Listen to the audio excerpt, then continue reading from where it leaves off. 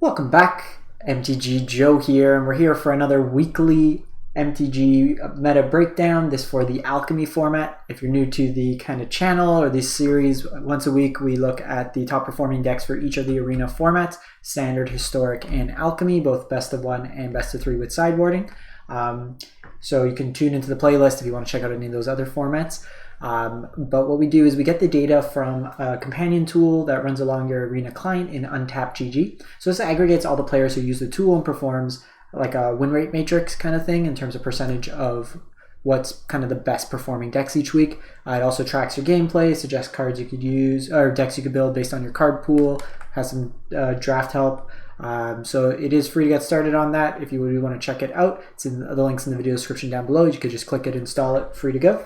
So we're going to jump into it right away. We're looking at Alchemy for this particular video. Like I said, if you're looking for Standard or Historic, or when those go live, you can always check out the playlist, or if you haven't done so already, if you hit the subscribe button, I'll let you know when we post those videos. It's usually around Sunday, Monday each week that we get those out.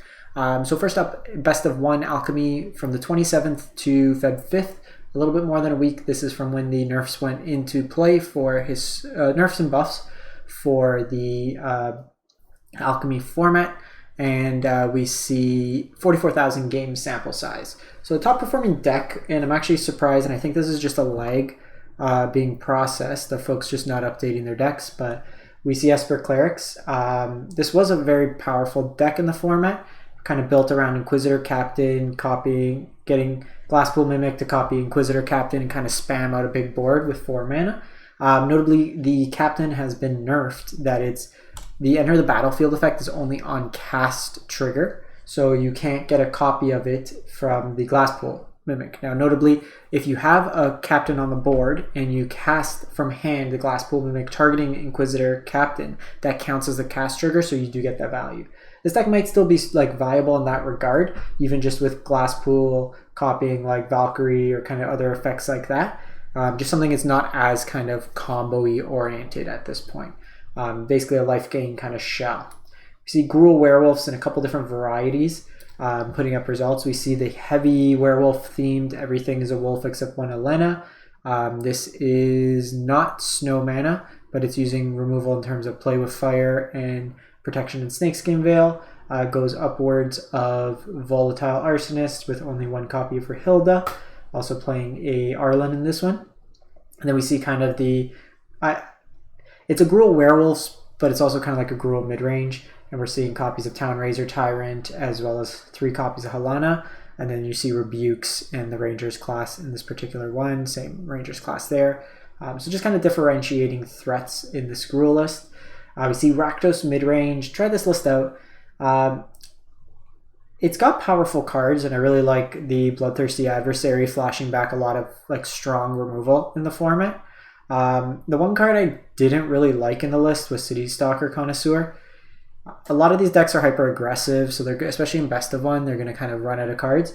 I think splitting this to like a Valky, or you already have Valky, but playing some copies of Sorin would just be better in that regard. Just gives you a little bit more flexibility, card draw. I found a lot of games we were just always stuck in top deck mode.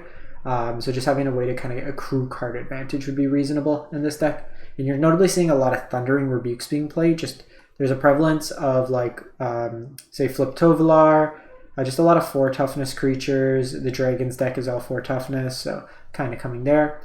We see just another version of Gruul with the Volatile in there as well. So just kind of edge cases, stuff like that, with the Gruul being different. Is it Mill? Basically, Ruin Crab, a bunch of copy effects in terms of Dual Strike and Galvanic Iteration to copy Tasha's, or Maddening. Divide by Zero also got nerfed in Alchemy, so it only lets you learn if the card's value is 4 or less. And notably, 4 or less. Yeah. The one thing, like, for me, I tried this deck out. It was kind of boring, to be honest.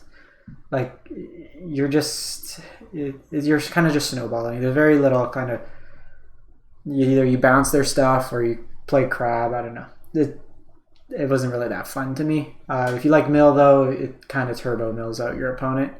It's probably pretty good against these like black-based snow decks. So we're seeing mono black control, just the blood on the snow deck. We see the Connoisseur. We see the Cursebound Witch as well in this, and then just a bunch of removal. You get Sanguine Breaststroke.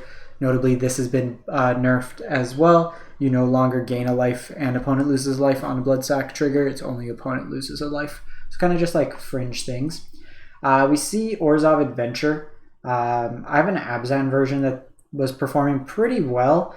It cannot beat the Meat Hook Massacre decks, though. It's a very, very tough kind of challenge. They just gain so much incidental life, and because you need somewhat of a board presence, it was a little tough. But I was having a ton of fun. It was probably the most fun I've had in Alchemy with that deck. I'll show you that one in a sec. Kind of Orzhov control, just I think this one was Zan Saeed's version, but just kind of good Orzhov cards, a Deadly Dispute, kind of Dork package, and then just abusing Wedding Announcement. We're seeing very similar kind of strategies in Standard right now. You just get the addition of Sanguine Bloodstroke, kind of to buff in that. Then we see the life gain deck, the Wickerwing Effigy. This was a Croaky's list.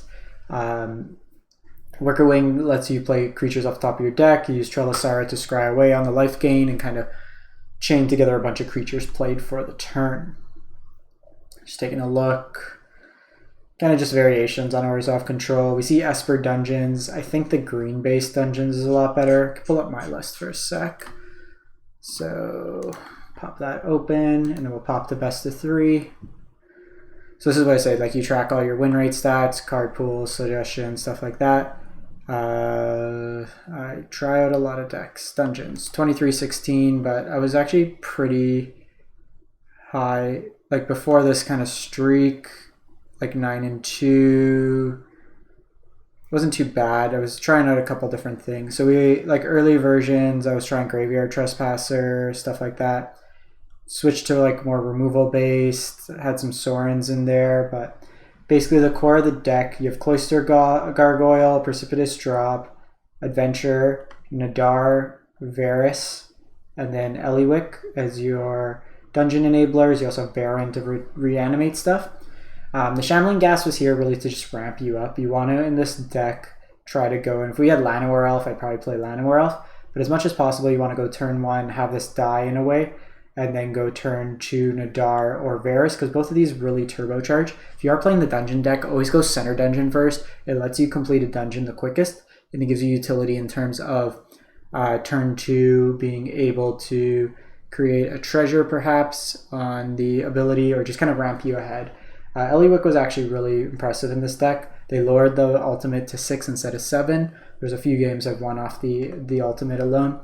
It's pretty big, but you can see how my day was going. 3 in a row, was trying to finish top 1200. I was around like the numbers, and then lose 5 in a row. It wasn't a good end to the season. So kind of going to best of 3. Gruul Werewolves overwhelmingly the top performing deck, and we see kind of the Halana Town Raised Tyrant kind of package in there. Very little interaction main. You do get the interaction sideboard, but you have Ren for the Dragons matchup. You got some Brittle Blasts. Tangle Plummet? Yeah, Plummet specifically for Dragons. Just a clean way to kind of answer all the flyers. See Boros Dragons. Notably, they've moved off of Divine Purge. They're playing Nadar's main. So interesting inclusion here. The Divine Purge actually hits most of these threats in Gruul. So I'd be interested to see how this, in a series of like 10, which one kind of plays out better. Interesting that they're playing Tybalt side. Never seen this card actually get played at all in any of the games played, in any games I've faced off against players.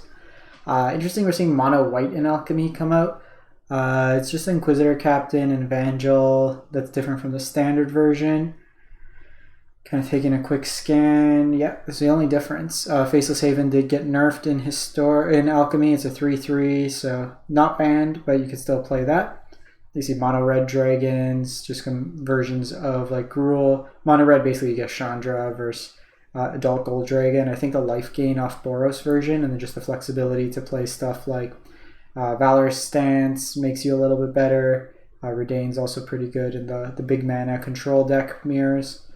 Mono Black Sacrifice, Mono Black Control, Mono Black Blood on the Snow kind of akin to the standard version, but you're just switching the learn package for Cursebound Witch to get some utility in that regard. Stompy is seeing some, surprisingly actually, though I didn't expect that win rate to be as high, but I guess you do get access to just a bunch more tramplers in the format, and then you do have Grizzled Huntmaster to kind of toolbox you, which is interesting. This is the Boros version I was saying, like plays Divine Purge, so it actually does have a lower win rate right now. So it's these kind of edge cases you're interested to see what plays out better, what doesn't. Mono green and then Vamps. So that's pretty much it. If you do want some deck lists, I'll post them in the video description.